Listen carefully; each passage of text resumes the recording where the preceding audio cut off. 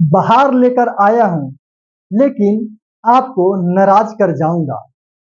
ये मैं इसलिए कह रहा हूँ, आप सोच रहे होंगे कि आज मेरा मूड शेरो और शायरी के लिए क्यों है। ये मेरा मूड शेरो और शायरी के लिए नहीं बना था। अचानक से मेरे मन में ये शायरी आया। कैसे आया हूँ मैं बाहर लेकर, लेकिन आपको नाराज कर जाऊंगा। अब आपको पता होगा कि मैं ये क्यों कह रहा हूँ। ये सटीक शायरी कहाँ बैठ रहा है, मैं आपको बता दूं अगर नहीं पता है तो। ये सटीक शायरी झारखंड के वर्तमान सरकार हेमंत सोरेन पे बैठ रहा है।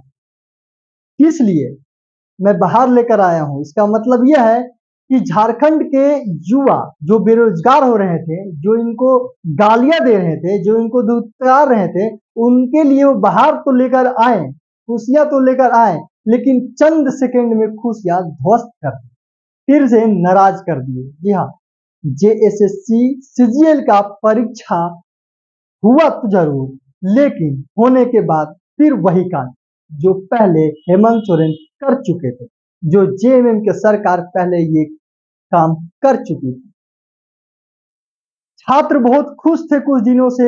फॉर्म भरने के बाद बहुत जमकर तैयारी किए, खून पसीना एक करके, और जो वर्तमान में वो जॉब कर रहे थे उसे भी छोड़ दिए कि अब तो मुझे सरकारी नौकरी मिलने वाली है, झारखंड सरकार सरकारी नौकरी देगी।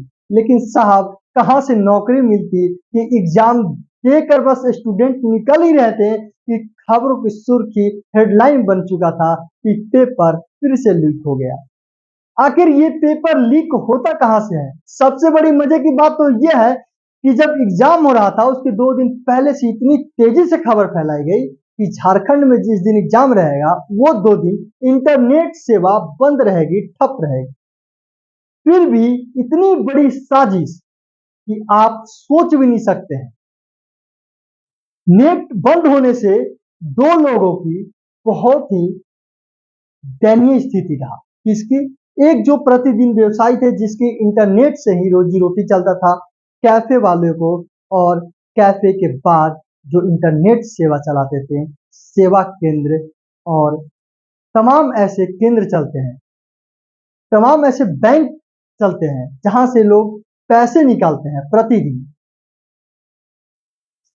और युवा सेवा केंद्र से तमाम कई ऐसे पेट पाला जाता था जहां से गरीब अपने प्रतिदिन 100, 50, 500 रुपए मजदूरी का निकालते थे, और जिसकी रोजी रोटी नेट से चलती थी, यानी कैफे में बैठे वो जो प्रतिदिन मेहनत करते हैं कि मैं कैफे खोल के बैठूंगा, यहाँ से 2 रुपए आएगा, खाऊं, ये दोनों को घाटे में डाल दिया हेमंत सोरेन सरकार। 2 दिन की उनकी रोजी रोटी कहाँ से चलेगी? क्या ये सरकार जवाब दे सकती है? इंटरनेट परीक्षा के नाम पे इंटरनेट सेवा को बंद कर दिया गया। 24 घंटा के लिए, 2 दिन के लिए सेवाएं ठप रही। इतनी बड़ी सवाल कि आखिरकार इंटरनेट सेवा बंद, परीक्षार्थी फिर भी रुचि लेकर बहुत मेहनत से तैयारी करके एग्जाम लिए, फिर भी पेपर इतना आसानी से लीक कैसे हो सकता है? जब पुलिस प्रशासन, झारखंड की सरकार प्रशासनिक व्यवस्था में जब फेल हो गई तो वो नेट सेवा बंद किया। और अब सवाल ये उठती है कि नेट बंद करने के बाद भी, नेट सेवा बंद होने के बावजूद कैसे पेपर लीक हो जाती है? ये तमाम ऐसे सवाल सरकार को उठते हैं, और ये सवाल मेरे मन में तो उठ ही रहे हैं, ये झारखंड की हर जनता के मन में उठ रहे हैं कि इतनी कड़ी मेहनत करने के बावजूद, इतनी सुरक्षा के बावजूद जब इंटरनेट सेवा बंद हो जाती है, फिर भी पेपर लीक इतनी आसानी से कैसे लीक हो जाती है? देख लीजिए, तमाम सवाल उठने के बाद ये एक और सवाल खड़ा करता है कि क्या इसमें सरकार की मिलीभगत है, क्या प्रशासनिक मिलीभगत है, कि आखिरकार इतनी आसानी से पेपर लीक हो जाता है?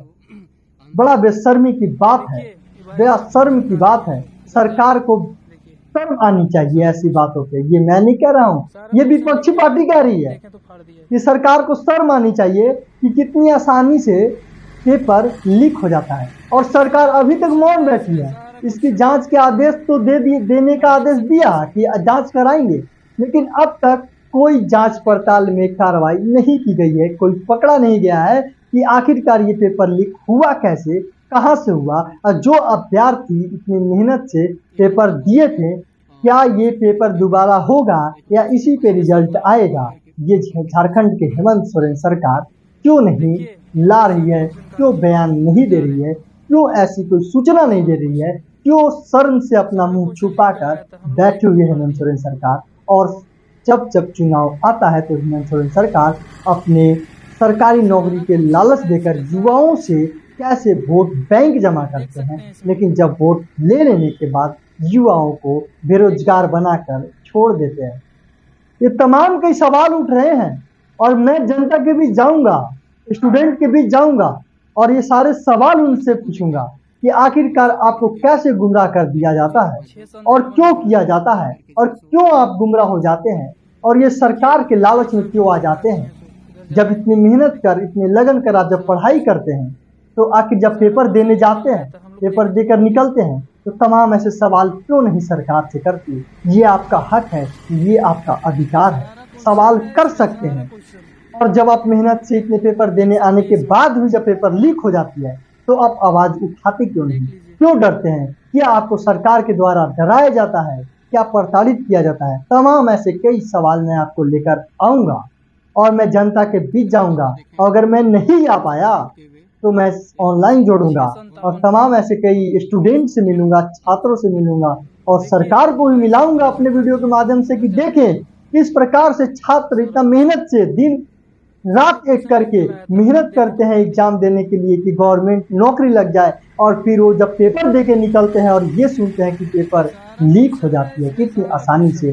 प्रशासन इतनी कड़ी व्यवस्था करती है, इंटरनेट सेवा तमाम सेवाएं बंद कर देती हैं, कहीं से कोई भी ऐसा लीक नहीं छोड़ती कि स्टूडेंट चीट कर सके। चीट के बहाने उनकी सारी व्यवस्थाएं, इतनी तगड़ी चेकिंग, यहाँ तक कि कान, नाक, आंख, पेपर, पेन सब खोलकर चेक किए जाते हैं, फिर भी पेपर आसानी से लीक कैसे हो जाते हैं?